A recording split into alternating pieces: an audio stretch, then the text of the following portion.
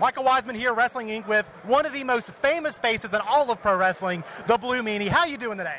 I'm doing good, man. How you doing? Doing great, man. How you enjoying WrestleCade? This thing is crazy, isn't it? I love coming to WrestleCade. Seriously, it's one of my favorite events of the year, just because there's so many people from different genres, especially being the wrestling territory system down here. You see a lot of legends that I don't get to see in like conventions up north. Sure. So, the southern kind of regions down here, yeah, right? I was a huge fan of Crockett Promotions and stuff like that. And I mean, these things are like high school reunions.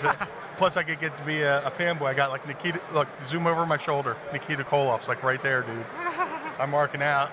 Shadota Blue Meanie. But it's awesome. So who's your favorite? You said you're a fan of Jim Crockett Promotions growing up. Who is your favorite wrestler of all time? Oh, all time? That's not even fair. But I mean, I grew up liking everybody from like a Tito Santana to a Terry Taylor, the Rock and Roll Express, of course.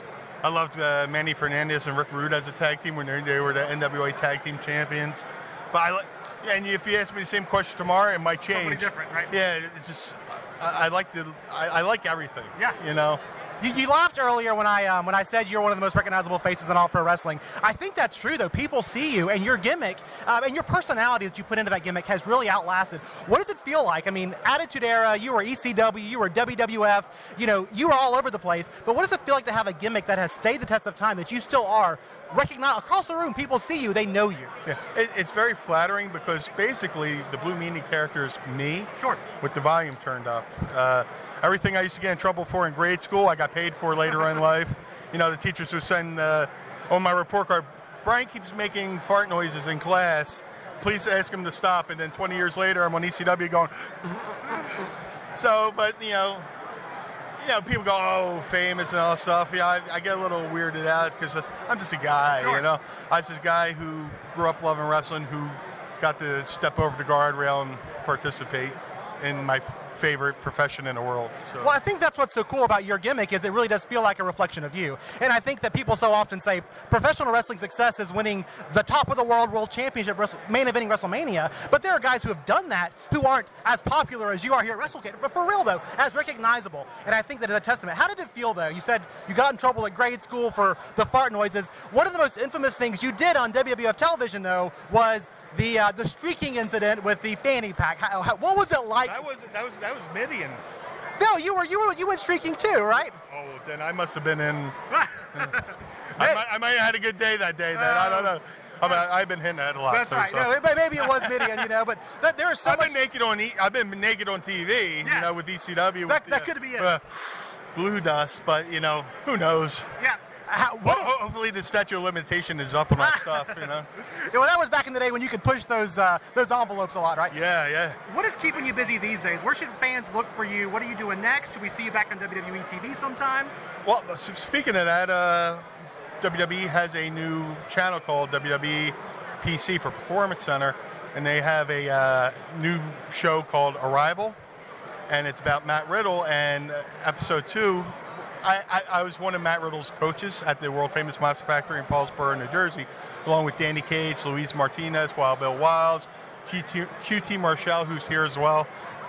We coached Matt Riddle, helped him go from UFC to pro wrestling.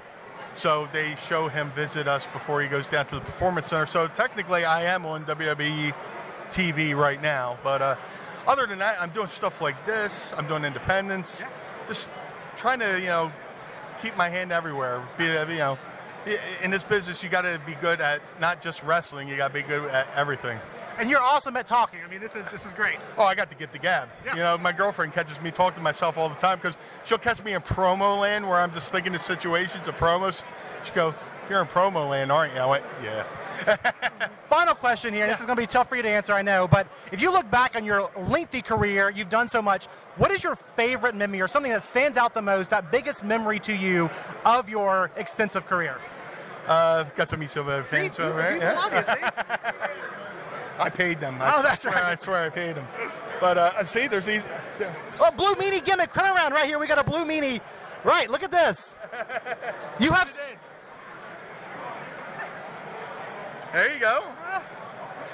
What I say, you have stayed the test of time. This proves my point exactly in the moment. I paid him as well, so I PayPal'd him as a friend link. There you go. Favorite memory in all of wrestling, though, or what stands out to you when I ask you that question? I mean, obviously the BWO, but you know, if I had to pick something else, probably the night we came out as Kiss.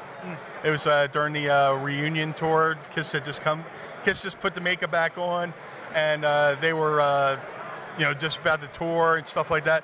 And we had done a trial run the night before at ECW's Lulu Temple building, and we were trying to use grease paint, and it was like 90 degrees in the building, and it's melting.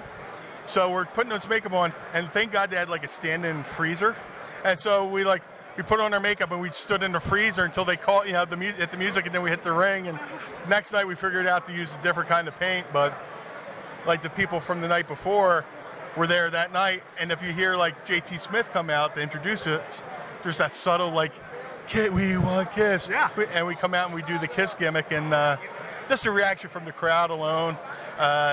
Gene Simmons does the thing where he spits fire. Well, I'm not going to spit fire, but I'm also a great Muta fan. So I spit blood. I did the blood, but I spit it great Muta style, because and Muta, you know, inspired me to do the moonsault. But short story long, probably the night we did Kiss. That's awesome. Yeah. So nice to meet you. Keep doing what you're doing. You are a recognizable face. Obviously, fans love you. Keep it up, man. You're awesome. Thank you very much, and stay tuned.